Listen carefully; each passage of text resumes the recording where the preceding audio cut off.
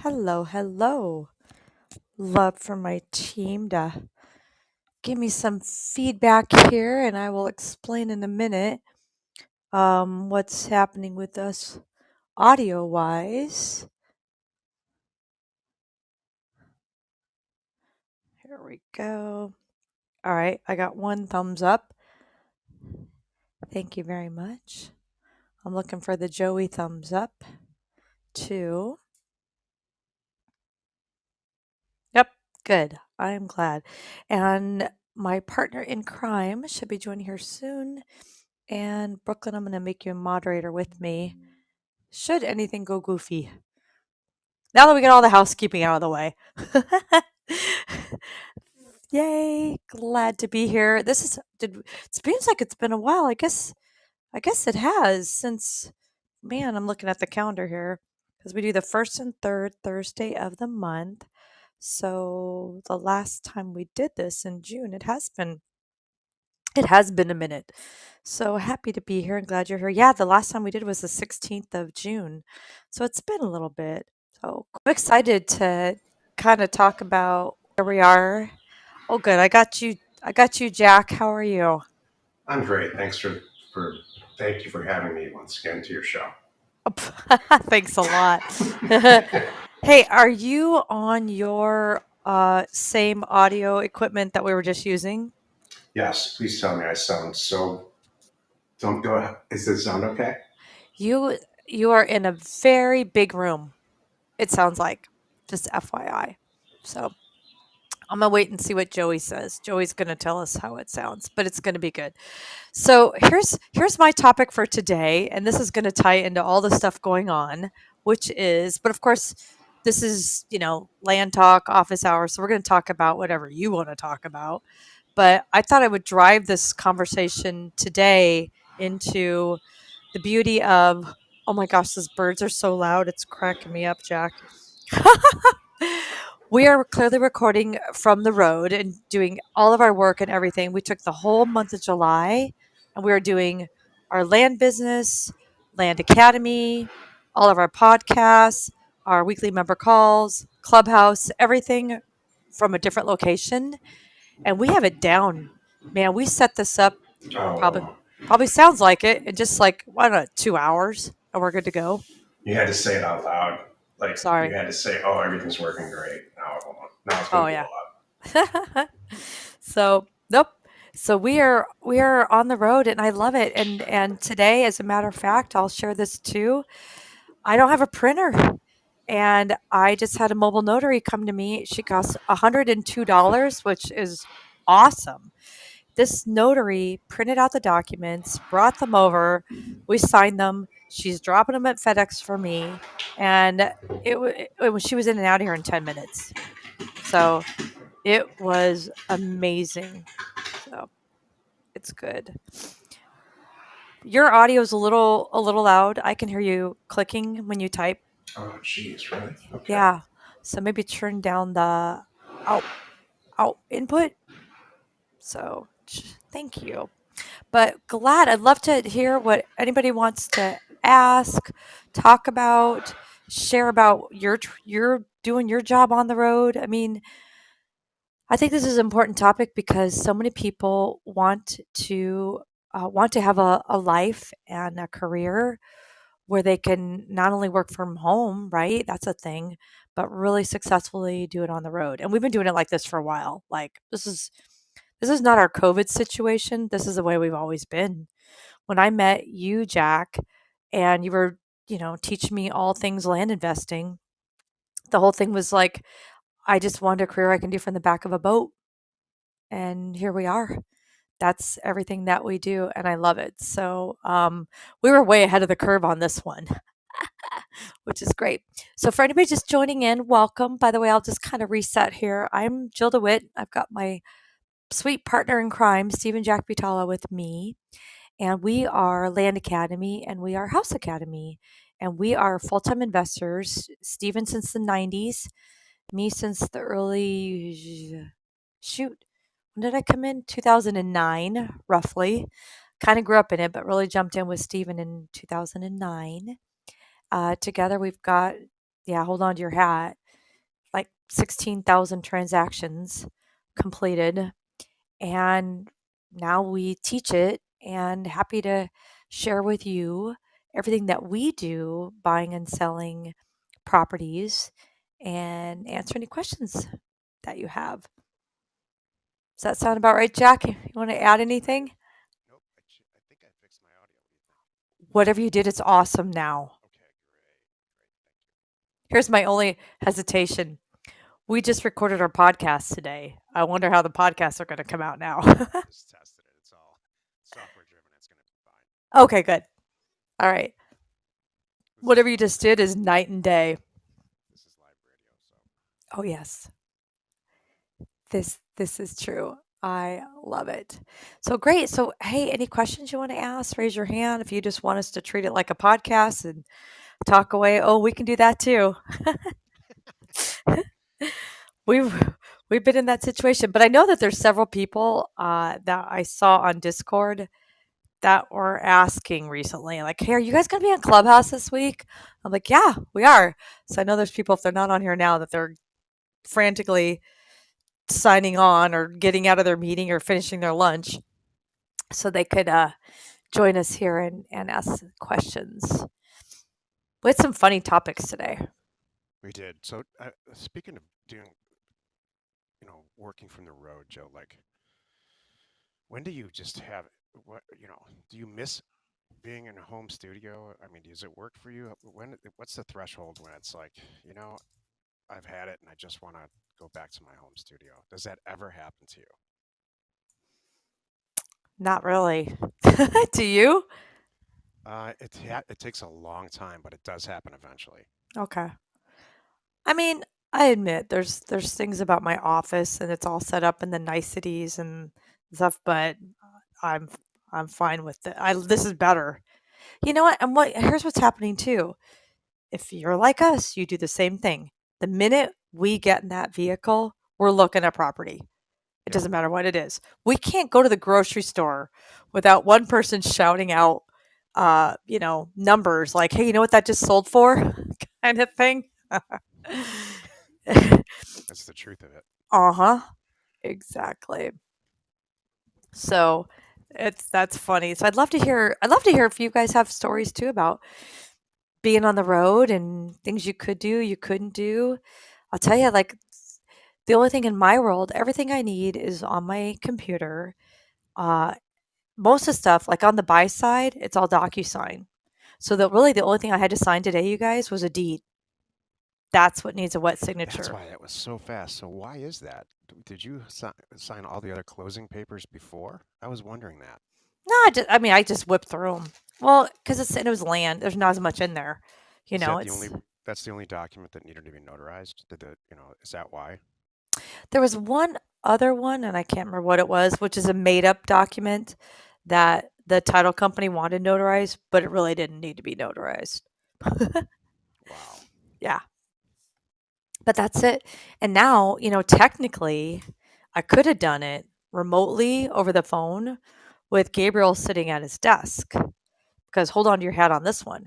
Gabriel happens to be a I can't remember what the term is, but he is set up for electronic notaries as a notary in Arizona. There's only a handful of states that allow this. Arizona is one of them.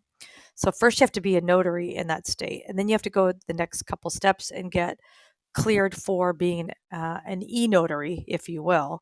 He has an e-stamp, believe it or not.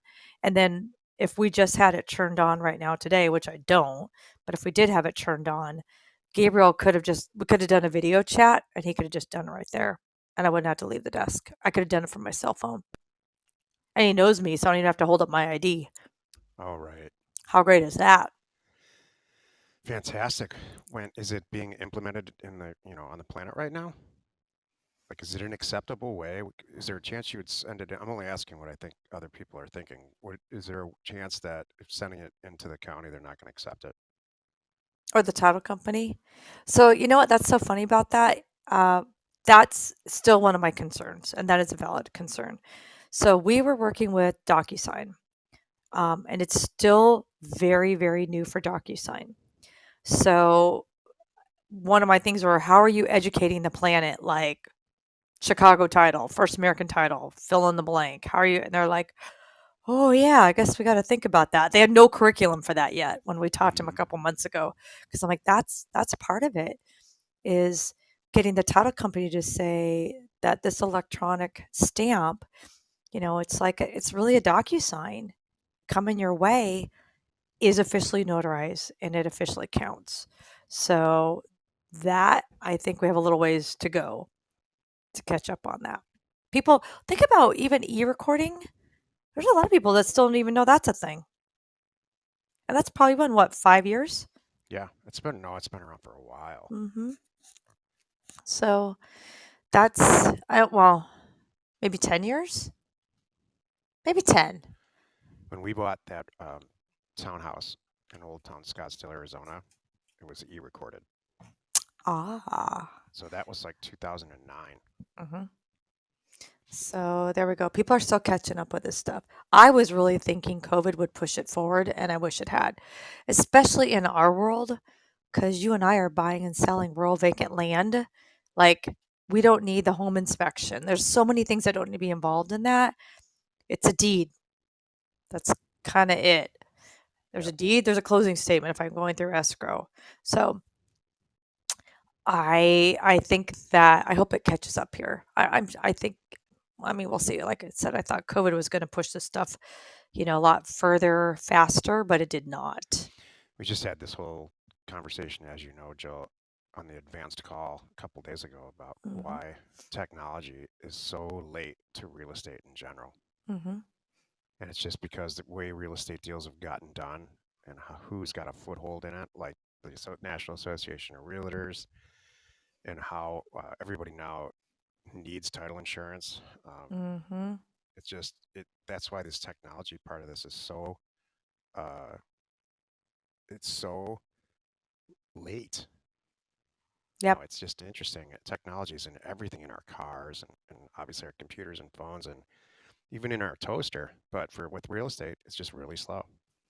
Well, whoever bothers to, have you ever really sat and read a deed to anyone in this room? 'Cause it's comical when, like, for good and valuable consideration, or, with some of the other funny, I don't even read them anymore. I didn't even bother to look at it. You know what I mean? I actually did not even look at this deed because my team already checks it. I probably should have looked a little closer at what I was signing, but I'm like, nope, I'm sure she's got it right. I didn't check the APN. I didn't check anything. But when you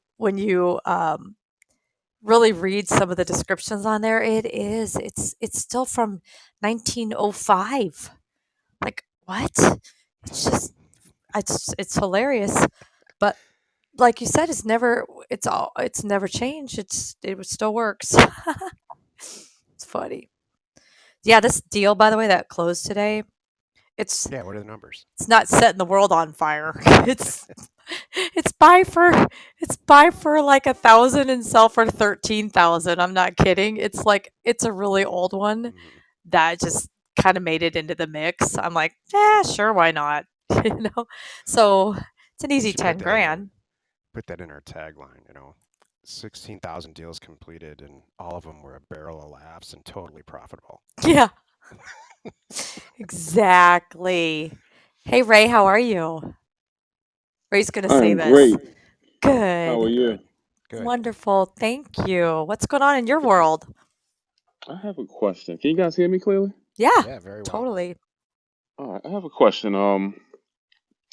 We've had for the second time this has aroused on us, and it's like a pain in my ass to be honest. We had a property that we bought. We sent it to title. We bought it for 25,000. Title cleared it. We listed it with a realtor. We listed it for 75,000. It was a pretty hot property. A lot of people wanted to go and see it immediately the first week, and the third or fourth buyer that went to see it got greeted by a family member that was in the area that had not lived too far. And the family member has stated, he said, I don't know how you guys are buying this property because my family had first right of refusal. Um, on record to we can pick up this property for a set price. And they told that to the realtor. The realtor came back and told us, and indeed, we went and just looked at some paperwork ourselves, reported it back to our title company, and sure enough, the title company had made a hiccup, and we had to reverse the whole transaction. And luckily, they caught the check that they had sent to the seller, and everything was reversed, and we got out of it, no problem. So now I have another property that I bought, one that I really want to get rid of. I've been sitting on it now for about 4 months. We bought this one for 25,000, and we listed it for 55, I believe. And it just hasn't. We thought it was well. I thought the property still think it's pretty hot, but for whatever reason, we just been having a tough time selling it. But however, we did find a buyer, and we went into contract with it last week, and the contract was for, I believe, 39,000, something like that. And it popped up again from he's having title ran on his side, and something popped up, and his lawyer called us 2 days ago and said, "Hey guys, who did you guys run title through? Some things popped up. This should have never been through. Went through. Can you figure out the seller's name, and can you contact your title company? I need to speak to him, and yada yada yada." So how do I potentially avoid this moving forward? This is Go ahead. nuts. I Yeah, really have go ahead. not. I mean, I have one-offs, very rarely one-offs, but I haven't had. Well, and what's the second issue? Is it just we need to? Is there a break in the chain of title and we can just fix it real quick? Because that's normal. No, it's not. I was hoping that it was just a break in the chain of title. The attorney is saying that the property was what did the lady do? She had it in Georgia, and it was never recorded over to Mississippi courts, and it needs to go before Mississippi courts to get it straightened out to be sold in Mississippi. And he's saying that that never happened. I called my title company that ran the title. He said that all we needed to do was get a airship and affidavit done. And I've know from dealing with the airship affidavits before, it's not like a 1, 2, 3 process. It's like, now track down this seller who has his money. He got his money 4 months ago, and now you want him to do an airship affidavit. Man, I don't know about that. But he thinks it's just as simple as getting an airship affidavit done, and I'm just not sure. Yeah. You know, honestly, I don't think you can. There's no way to plan for that, and I like to think you're getting them all out of the way right now. So and or is it the same title company both times that now we need to look at a different title company because they're not as efficient as you know what I mean? They're not necessarily doing everything. Yeah, what's funny about that is the realtor that I've been using in that particular county. Once I came to her with the problem, at that point she goes and tells me, "Oh yeah, my company stopped using that guy." Well, that's ridiculous. That's See, outrageous. I have a Yeah. one strike with title companies. Yeah. I don't give them We've 3. closed with that same title company. We closed about 6 different properties with them, and Okay. we hadn't had any hiccups with them to this point. So All the deals I've ever been involved with, certainly all the deals with Joe, there's probably 5 transactions of the Mm, tens of thousands of deals that we've done where what's happened, what you're describing has happened. It's happened a few times, which is a okay, totally acceptable rate for me. Like Jill said, maybe you're just all getting, they're all happening to you right up front. So, but those are really the true numbers. There's some basic stuff you can do up front that no one can control side contracts. So if there's a right of refusal between a bunch of people that was never recorded at the county, and it's in somebody's safe somewhere, and there's the title company they can't be responsible for that, and they exempt themselves from that and Schedule B exceptions. So there's nothing you can do about that except laugh and then try to undo it. The second situation, where it's an airship scenario, is very state specific. I think you said this is Georgia, right? Mississippi. Mississippi. So I don't know anything about that state. I can tell you if the person that you're talking to on the phone is an heir of the person who's on the title or on the deed, Hmm. If it's in California, it's pretty simple. It's actually pretty solvable with an affidavit. If it's in Arizona, it's probably not going to happen. It's so complicated. We know those two states very, very well. So it comes down to that what the lawyer says. If it's an affidavit of heirship, that's pretty easy to undo. And so hopefully that's just all it takes. Worst case, you have to go through reprobate the asset, and if there's $10,000 or $20,000 of profit in it, you should be okay. It's just it's a lot of headaches, man. But that's the whole world will be buying. You know how the whole world buys and sells stock every day on the stock Hmm. market because it's easy. You just push a couple buttons. There's probably 500 or 600 of us in the entire country who do what we do, and all the groups, not just Land Academy, and it's because of the stuff that you're bringing up. There's things that you have to deal with. That's a really, really valid point, Jack. I say that all the time. I'm like, yep, and they're like this. So this is for you, Ray. These obstacles are keeping everybody out of your competition. There's a lot of people that just can't do it. They don't understand it, or they won't do it. Uh-huh. So that's good. Congratulations. Well, I guess the good part for us is that it's not happening often. So Uh-huh. and hopefully I am getting all the ones in my land career out of the way now. Yeah. Mhm. Yep. Hey, the That larger the deals that you do, the less of a chance that this will happen. that is true. I was thinking that. Hmm. Whatever it's like the bigger the plane, the easier it is to fly. You Yeah, know, I'm Jill and I were starting just to talking. notice that because we're like starting to like be very deal specific. I mean, when we first got involved, it was like, oh, you want to sell? Okay, I'll buy. And now it's like, no, I'm not sure about that one. It does have road frontage, but a little slender. We're kind of starting to be a little choosy. I guess we're getting bougie. Yes, you Yeah, are. that's good. That's good. Yeah, I'm gonna. That's a nice. That's Uh, thank you. We're that's a gonna do a podcast podcast. about that. Bougie, Yeah, we're bougie, getting bougie on this. bougie land acquisitions. Yep. After 30 years, I'm getting a little bougie about this. hey man, I learned from the best. That's awesome. The other thing that Jill and I were talking about and kind of laughing about a couple of days ago, because we're technically on vacation right now in Southern California, is that all the deals that we review on that Thursday call, or not all, but probably the vast majority, way more than 80%, and all the questions that we get in Discord are because like there's some issue going on. Like we don't get like when we start career path, which is what every 10 weeks I think or so, which is an in-person. Jill and I teach an in-person class called Career Path, and we ask everybody in the first sit down to where are you in your uh, where are you in your career? How much money are you making or not making? What do you want to get out of this? And half the class always says, "Oh well, this is what happened last time." Some guy said, "Well, I make $6.7 million last year, and I'd like to make about 10 this next year." And then the other half are like, "What are you talking about? I'm just brand new. I haven't done a deal yet." So, and that's fine because we expect that. We have the whole class set up. But in the regular course of doing all this, we have, you know, and your question is no exception. It's like, hey, I've done all these 35 deals over here, and I made a ton of money, and my life is great. But I really want to spend the next half hour talking to you about the one that's just incredibly messed up, and what do I do? So it's like, I'm happy to answer that. But for Right, everybody else right. who's listening, it's not the norm. It's what Ray says. I did 20 deals; they're all great, and now I've got one that's an issue.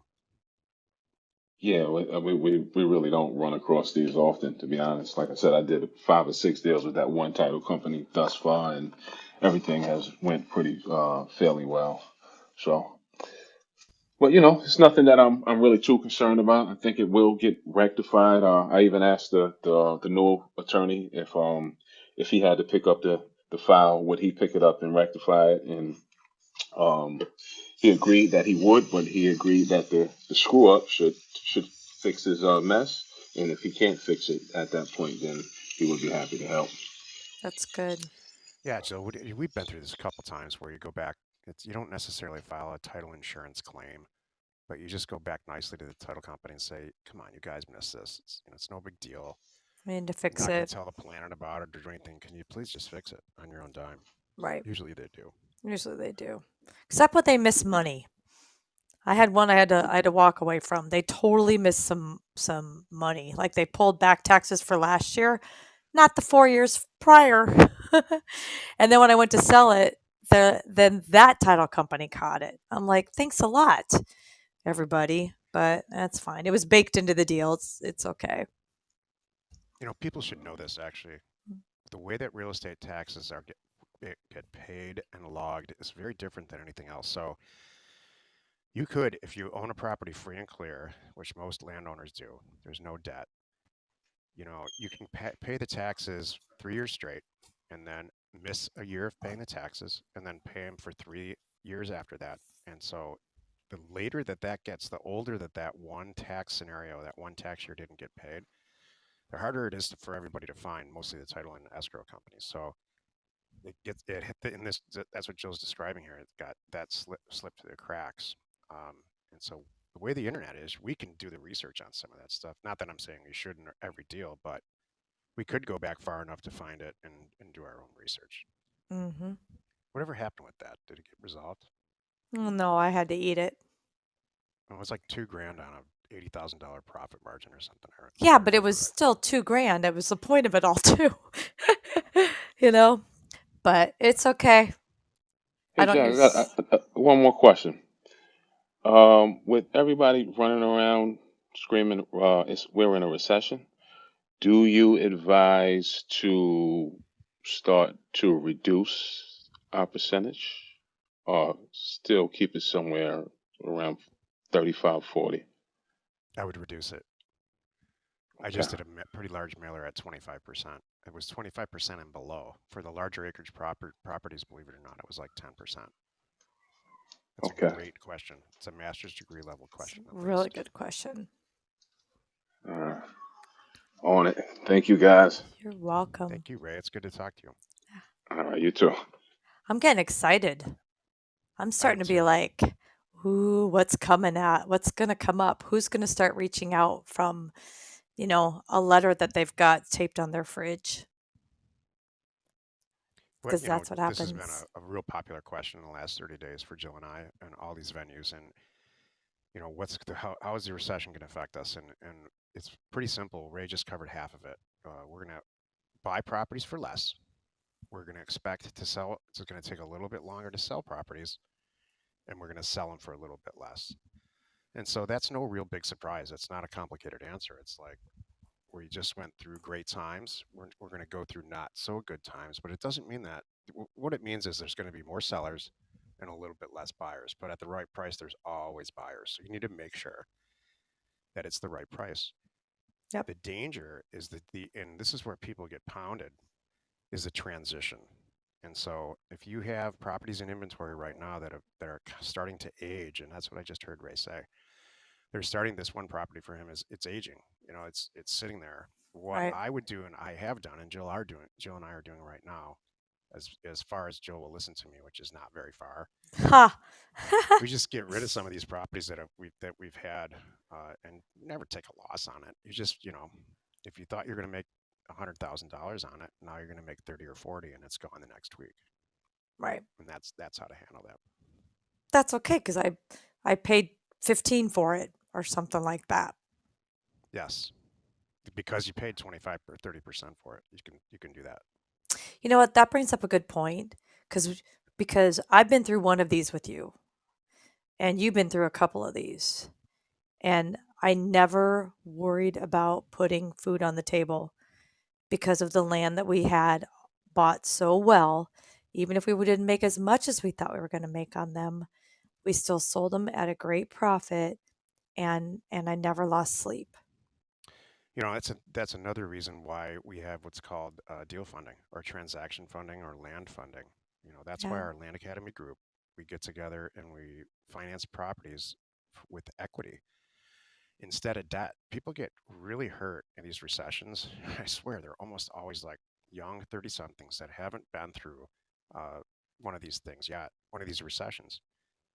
And so if you have a lot of debt, when you go through a recession and cash flow becomes an issue, you know creditors don't sit around and help you in general. Mhm. If you have equity financing on a deal where, let's say Jill and I funded a transaction for, let's say, Ray, and it's not going like we all thought because times are changing, then we all get together. I don't yell at Ray and say, make sure you make your payment or we're going to foreclose on you. That's debt financing. Right. What we do is we get together and say we're all going to take a haircut on this. What do you say we get out of it while we can? Uh, you know, and let's do another one together. Yep. That's the difference between equity financing and debt financing, and when times change, it's another insulation. And I would have never, I concocted this thing so because recessions happen, cycles happen, and so this is I'm not even sure we've had to do that on either side. Jill and I bought a ton of houses about 3 or 4 years ago with a guy where he funded the whole thing, and we never took a hit on it. I don't think, Jill, did Mm-mm. we? Nope. Nope. It was great. That's the You're, beauty of buying the stuff at 20 or 30%. yep. Exactly. Hey, feel free. Anybody want to raise your hand and get up here, ask us a question, or even just say hello? I see some people in here that I know from Career Path. You know who you are. And if just want to say hello, that's awesome. We'd love to talk to you. You have something you want to bring up. If you're also working remote like we are, you have a funny story to share, bring that.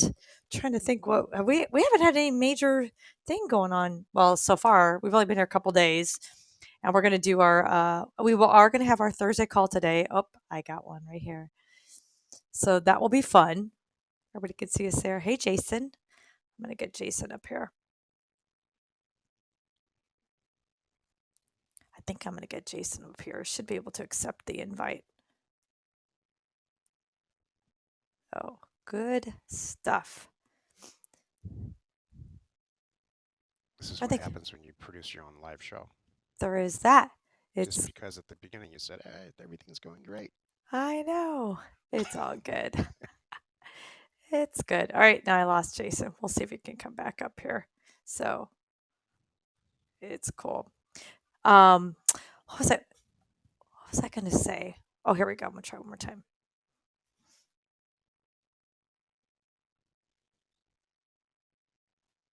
Anything funny that you spotted in Discord? Any funny conversations other than my duck you? I need No, to. I think you should tell the Duck U story. Oh gosh. See if we get kicked off of here. Oh. Yeah, so I have this property that I funded, or Jason should be hopefully can accept this and get on here. So I have a property. What did we pay for it? I don't even have the Like numbers. $10,000 or $14,000. It was if it's the property in Arkansas. Yeah, and I Yeah, think we have it listed at. I think we like started at 100, yeah, like 120. 99. Yeah, and I think we dropped it down to like 80, something like that. Gosh, you have a good memory on these. I'm really impressed. So it's not moving like it should, kind of thing. And so the manager, rightly so, the person who brought the deal to me and then I funded it, he's in Land Academy, went back to the agent and said, what you got any ideas what we could do to, sell this property? And this is what this guy came back with. I'm like, what? It's basically his idea was we should build a duck pond. I'm like, are you flipping kidding me?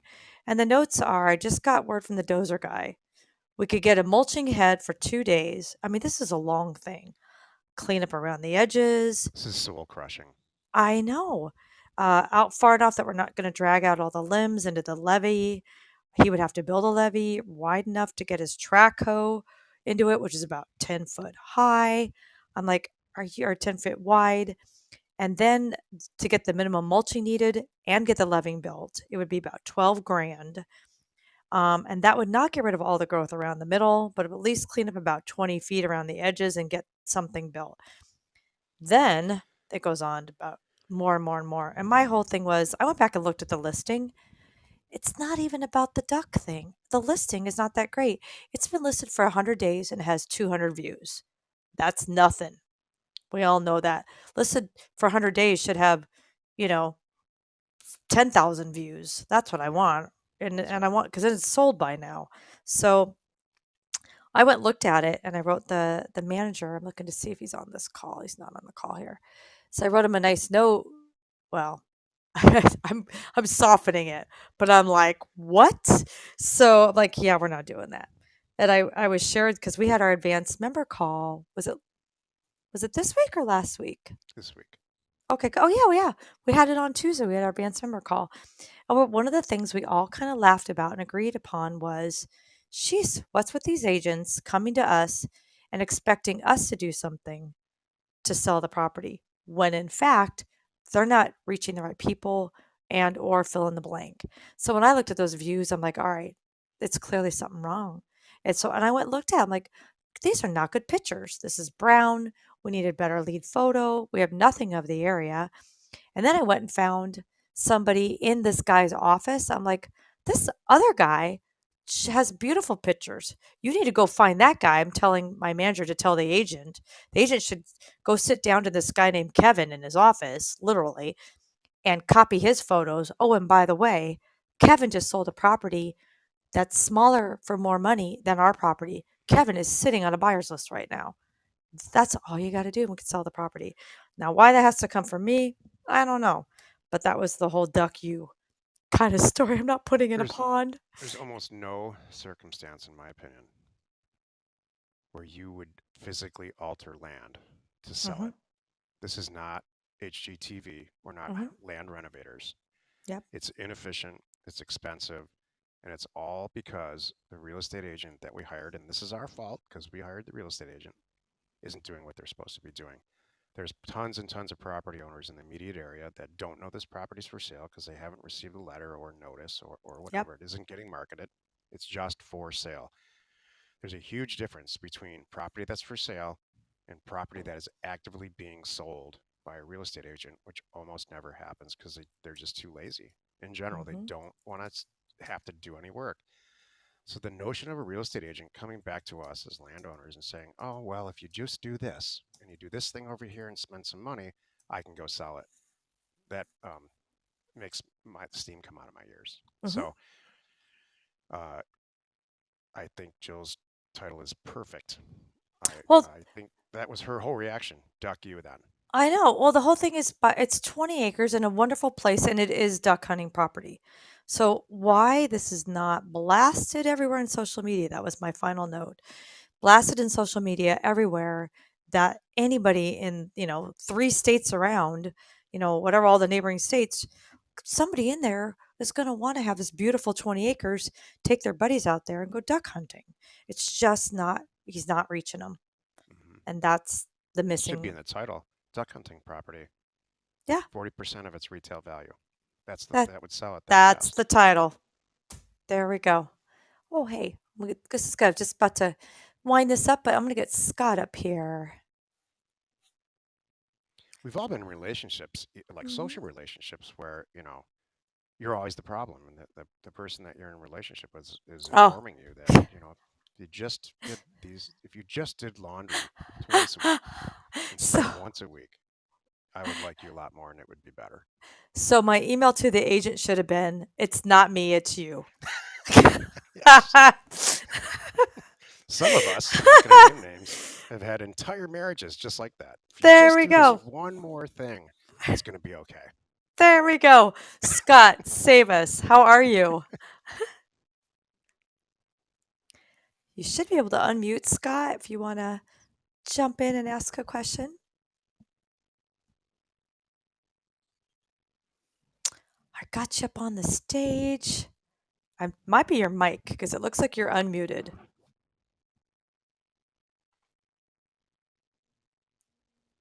Nope. Yeah, it's not us, it's you, I think. That's that just that just ties into it. Oh gosh. Darn, I wanna hear what Scott has to say, but his Me too. mic your mic's not working, Scott.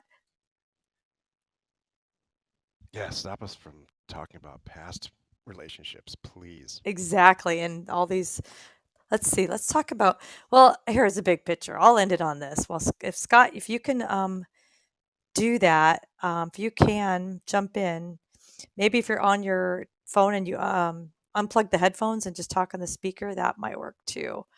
My team just told me to throw that out to you. I think Scott's trying to come back in. But you know what? For the most part, everything's going great. Traveling, I have it down. I mean, I really do. I mean this. How I about do the now? full. Oh, yay, we got you. For some reason, the Yay. headset does not want to work with Clubhouse. So Oh. I had to jump out of the app and come back. Well, what I was going to say was Mhm. you asked how I was doing. So I was going to answer, and I tried to answer. Um, Thanks. but my answer was I sold my second lot 2 days ago. So Yay. yay. So I'm getting broke in. Yay. But the other thing I wanted to talk about, I've heard Steve a couple times in kind of passing conversation on some calls mention where he would break it up based on size, almost like trying out an area to see how well it works, and then send out to, I guess, larger parcels. Does that sound familiar, Steve? Well, I think there's a couple. I think there's a couple of things here. One, um, if you decide for some reason, well, not for some reason, because you've trolled an area on the internet pretty effectively the way we teach it, and you found out that, if, let's say your threshold is to make $30,000 a lot, and you're trolling different acreage sizes, and you're finding that, the sizes from 1 to 5 acres are the best for that, send mail out for 1 to 5 acres, can capture all that and get a mailer out there. And if the mailer yield meets with your satisfaction, you send 5,000 out and you do 2 or 3 or 4 properties, man, I would go right straight back to the well and send it out between 5 and 20, or even 5 and 40 or whatever the numbers end up being. So I think that's what you mean. And my answer is Yeah. hell yes on that. Okay, because usually what I do is once I find a good area, I just kind of blast it for all the sizes up to about 20 acres. But most of the response that I get is usually under 2 acres. But that's because, of course, there's a tremendous amount of land parcels under 2 acres compared to above 2 acres in most places. Um, but I get almost no response on the larger Mm. parcels. Yeah, I'll tell you what we're doing now. This is brand new, and we're doing it largely because of what we're hearing in the advanced group from our members. We didn't come up with this. Largely, what we're hearing from our advanced group members and the most recent career path is that they'll send out, if you have a good mailer, they'll just send it out again. So if you hit the yield, like I said, maybe 5 for 5,000 or something, I would add some acreage on top of it just for fun, and then I would also send out that exact same mailer again. Maybe change the price just a little bit, down or up or Did whatever you you say think. and change the pricing a little bit? Yeah, just change it, like, if you're at 25% and you've had some success, I don't know, depending on whatever you think, change it to 28% so the number's a little different and it's a little bit higher. Because in that group, in that 5,000 people, the people who called you back, it's usually, if it applies to regular sales yields percentages, if 10 people call you back, 100 people, 90, there's 100 people that are interested in selling. Those 90 are just too shy, or whatever, their kid got a cold and they forgot about it. So when they get that second mailer back and the number's a little lower or higher or whatever you think, they're wondering why. Like the first offer was $36,532 and this one's 38. What happened? And so anything that you can do to trigger them to call you and say, hey, I do want to sell this property, and then whatever sentence they say after that, you adjust to it. I do want to sell this property and I'm happy to sell it to you for this price, or I do want to sell this property, but I'm not going to sell it at this price, or duck you. Those are the three major responses. So I just think we're getting huge reports back from people that are sending out, remailing the same mailer with success. And man, I got to tell you, because I'm the guy who does the mailers, it's done. Mm-hmm. The mailer's done. I just got to send it back out. Just got to change So the calculation in the spreadsheet, that's it. Mm-hmm. and I guess and the reference number. Yeah, and the reference number. Yep. Or not. I don't know. I don't know if do they even really pay attention to that? I don't know. But it's just getting Well, them I'm on the I'm trying phone. to I'm trying to keep track of where I do get calls from, even if I turn them down, especially so I can remove them from my list when when they blow up my phone, and they're offended at the offer. So I try to remove them from the list. And it seems like the only thing that I can get out of most of these people is the reference number. Mhm. Congratulations. We don't it's hard we don't try because so many people just say, "Never call me again." Click. I'm like, "Okay, if I knew Okay. who you were, I Yeah. would What's your name? consider that, but I can't." So, or they even think that, You know, if you didn't mail this area and you know you didn't, and now they're calling you going, "I called you last week." You're like, "Yeah, it wasn't me." kind of thing. So, I don't know.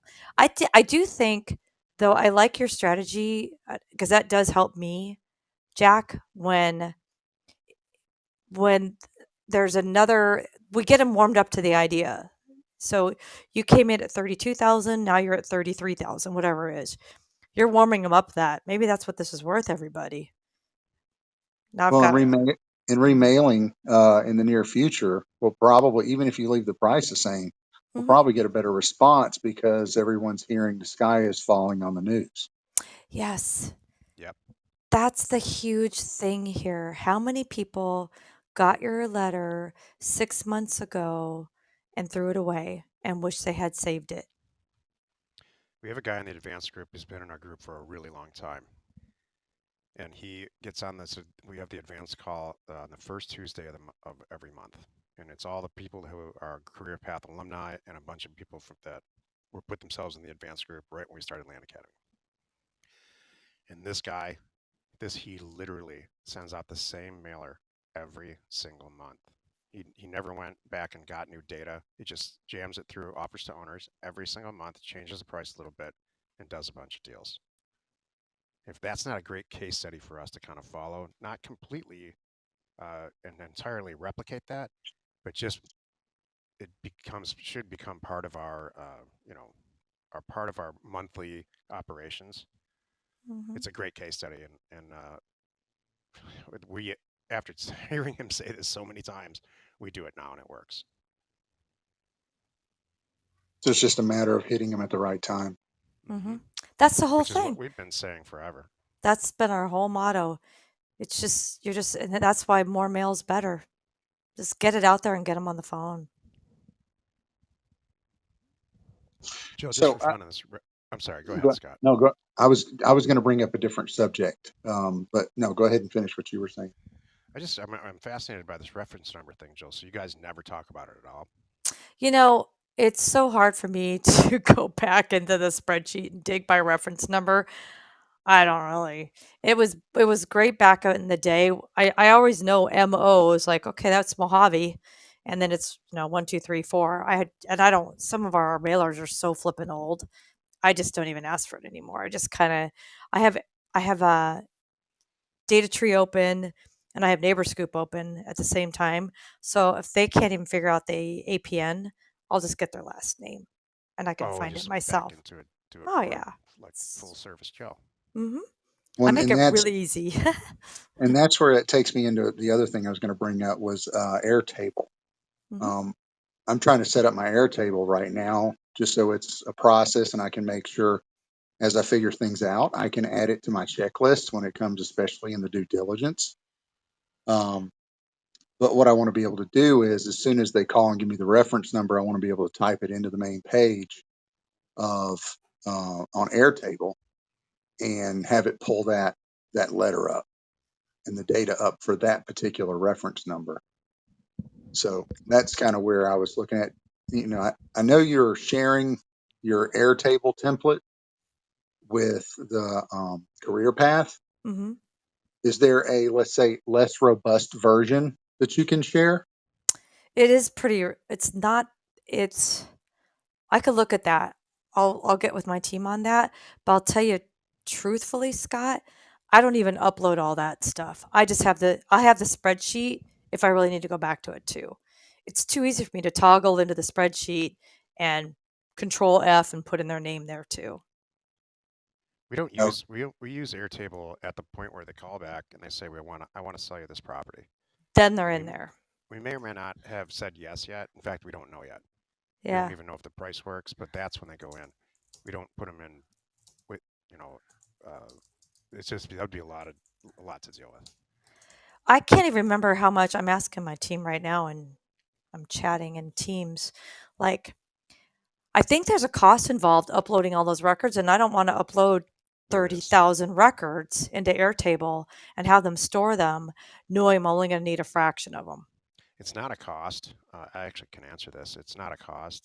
They charge cost per user, but they have pretty serious limits on how much data is on their server.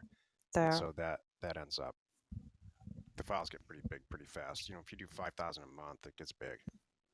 Once I start talking to him, if I have 3 minutes on the phone with him, I've got what I need, and I don't need any of this stuff. I can go back and look at it later too, if I have to So jot then, it down. Mhm.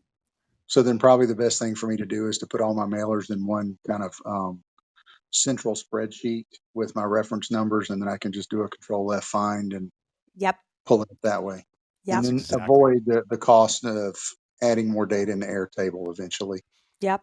You just described exactly what we've been doing for years and years and Yep. years. Okay, that kind of helps. Yeah, come up as simple as it is. I mean, it's not groundbreaking, but these are the kind of things where you can, especially when you're a very technical oriented Mhm. individual, you can go into a downward spiral trying to come up with a simple idea. Right? And that's what you spent your day on. Well, great. Now I figured that out. Right. That's that's hilarious, Jill. Because what Jill does is she says, "Jack, go in a downward spiral like you always do, and I'm gonna go shopping and let me know when it's done." Well, that's what I was kind of referring to when I say that's what I meant you too, not me. Hey, I can answer the phone just as well from a department store as I can sitting at my desk. Don't think I haven't done that. Scott, you've done a couple deals. I got to ask you. So there's a ton of people on the call that, or a ton of people in general that follow us wherever, and you've got two deals done. There are two deals before you, and you've obviously made this work. So what's the secret? um, Send out more mailers. Yep. I mean, that's really it. Because and don't, I would say, is in secondary, don't be desperate to get a deal when you're first starting off. Um, don't buy land that's that you wouldn't want to. I'm not going to say you wouldn't want to buy, but don't buy land that's just not appealing to anyone. Don't get anything that's literally going to only operate as a really good slide for the kids with cardboard. Um, just be picky about what you get when you first start off, especially if you don't have a lot of cash available. Because especially like I was saying, I get a ton of opportunities under 2 acres, especially under 1 acre. And I walked away from 12 of them because I didn't want it because it had a really high HOA, or the lot was just almost totally unbuildable because it was such a, I mean, it was over a 45-degree incline, or it was going to be hard to put a septic system on, which was required because it was smaller than the city even wants to allow you to use anymore in one place. So I just looked for land that was just, I guess you say, average, average or good, and I stayed away from problem That's pieces of property. And there was at least 12 contracts I got mailed back that I just was like, I'm not interested. That's Hmm. brilliant. Some people have trouble with that. They feel like, "Oh no, I have to buy this." No, you don't. Remember those 5 sentences there? That's your out. Pick one. It's not gonna work for you. And that's okay. And I gotta say too, the longer I've been in this business, I've even gotten more picky.